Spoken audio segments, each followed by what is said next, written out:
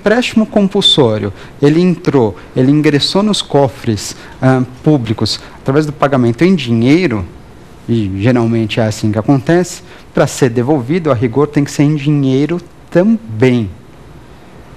Opa, peraí, que história é essa? Ora, o governo não poderia dizer o seguinte, que você empresta dinheiro e depois ele devolve isso, por exemplo, através de precatórios ou através, a rigor, de ações. Isso, de praxe, não deve acontecer. Se você emprestou dinheiro, o governo deve devolver o quê? Dinheiro para você. Tudo bem? Em que prazo? No prazo e nas formas e nas condições previstas pela própria lei complementar que instituiu o empréstimo compulsório. É certo, se você está pensando, então quer dizer, a Constituição Federal em nenhum momento determinou o prazo e a forma de devolução. A Constituição Federal não fez isso. Ela não. A Constituição não. Mas quem determina isso? Então, cabe à lei complementar determinar o prazo e a forma de devolução. Se você for buscar essa resposta no texto da Constituição, você não deve encontrar. Tudo bem, tranquilo. Agora vamos lá. Eu falei que isso é por lei complementar. Segundo a disposição constitucional lá do seu artigo 148. De fato. Mas que lei complementar é essa? Está falando de lei complementar? Seria estadual ou é lei complementar federal? Naturalmente, está disposto na Constituição Federal, neste caso, trata-se de lei complementar federal. Aquela lei complementar que tem, portanto, caráter nacional. Então, daí, a gente observa, então, dois elementos interessantes ainda a respeito do empréstimo compulsório quanto à sua instituição. Que elementos são esses? Primeiro, qual é o ente político que tem competência para instituir um empréstimo compulsório? E se tem competência, qual é o veículo adequado para a sua instituição? Bom, uma coisa é certa, e você está prestando bastante atenção. Apenas a União tem competência para instituir um empréstimo compulsório. Ou até melhor, o empréstimo compulsório é de competência exclusiva da União. Como assim competência exclusiva da União? Ora, a Constituição Federal, ela simplesmente informa o seguinte, que o empréstimo compulsório é a União que institui e que isso não cabe a nenhum outro ente político. Não cabe aos estados, não cabe ao Distrito Federal, muito menos aos municípios. Se quem tem que instituir o empréstimo compulsório, se quem precisa instituir os empréstimos compulsórios, na verdade, tem que ser quem? Tem que ser a União. Algum outro ente político teria possibilidade de promover essa instituição? Nenhum outro ente político, tão somente a União. Por isso, falar que essa competência, de certa forma, é uma competência exclusiva, porque exclui qualquer outro ente político da instituição deste tributo. Perfeito? Continuando. Eu falei, então, que para ser instituído, como todo e qualquer bom tributo, tem que ser por lei. Joia, é isso mesmo. Mas aí, qual é o tipo de lei mesmo adequado para instituir o empréstimo compulsório? Trata-se da legislação complementar. Empréstimo compulsório, lei complementar. Portanto, você que está prestando atenção, deixe bem gravado. Pensou em empréstimo compulsório, o que você tem que lembrar? Tem que lembrar do ente político competente, União, e que ao instituir esse tributo fará por lei complementar. Pensou em empréstimo compulsório é simples. Sempre União, sempre por lei complementar. União e lei complementar. União e lei complementar. Ora, aí ficou fácil, porque afinal de contas, você sabe que cabe à Constituição Federal determinar, por exemplo, quais são aqueles tributos que estarão reservados à legislação complementar. E aí fica bem simples, na verdade, você gravar essas informações essas, aliás, ou temas esses, bastante relevantes em provas e em concursos em geral. Quais são os tributos que devem ser veiculados por lei complementar? Você sabe? Você não sabe? Começa a anotar. Por lei complementar, nós temos, claro, o empréstimo compulsório, ótimo tema no nosso dia. Além dos empréstimos compulsórios, aproveito então para lembrá-los que o Imposto sobre Grandes Fortunas, o IGF, lembra do IGF? Imposto sobre Grandes Fortunas, também conhecido como IGP, Imposto sobre Grandes Patrimônios, deve ser por lei complementar.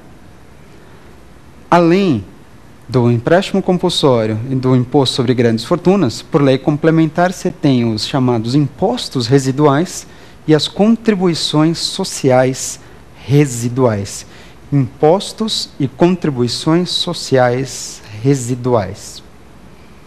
Esses 4 tributos que eu elenquei, empréstimos compulsórios, imposto sobre grandes fortunas, impostos residuais e contribuições sociais residuais, como todo e qualquer tributo, devem ser veiculados por lei. Mas por que tipo de lei exatamente? Por lei complementar. Esses tributos não têm erro, só podem ser veiculados por lei complementar, observando então disposição expressa da nossa Constituição. Isso significa dizer o quê? Simples. Isso significa dizer que todos os demais tributos, que não sejam esses 4 que eu elenquei, serão veiculados, portanto, por lei ordinária. Tá? Aqueles 4 que eu acabei de comentar, por lei complementar. Todo e qualquer outro que não esteja dentro dessa lista será veiculado por legislação ordinária. Simples, então, empréstimo compulsório ficou bem claro para mim. Eu sei que a União sempre, claro, dependente de lei complementar. Agora a pergunta é, quando que o empréstimo compulsório pode ser instituído? E aí? Em que momento o empréstimo compulsório pode ser instituído? Realmente, de fato. Se você for lá na Constituição Federal, mais uma vez, eu repito, portanto, artigo 148, você vai descobrir, então, quais são as hipóteses, né, em que a União pode instituir esse tributo. Quais são elas? Primeiro caso, está previsto, artigo 148, inciso 1 da Constituição, que o empréstimo compulsório poderá ser instituído toda vez que a União tiver despesas extraordinárias decorrentes de calamidade pública, guerra externa ou iminência de guerra externa. Eu vou repetir, presta atenção. A União poderá instituir os empréstimos compulsórios toda vez que ela tiver despesas extraordinárias decorrentes de calamidade pública, de guerra externa ou iminência de guerra externa. Essa é uma situação que autoriza a União a ir e instituir o empréstimo compulsório. Mas é a única prevista pela Constituição? Não, tem outra.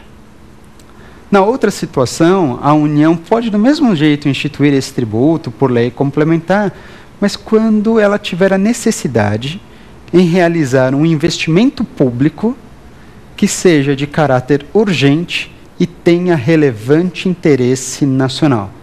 Vou repetir.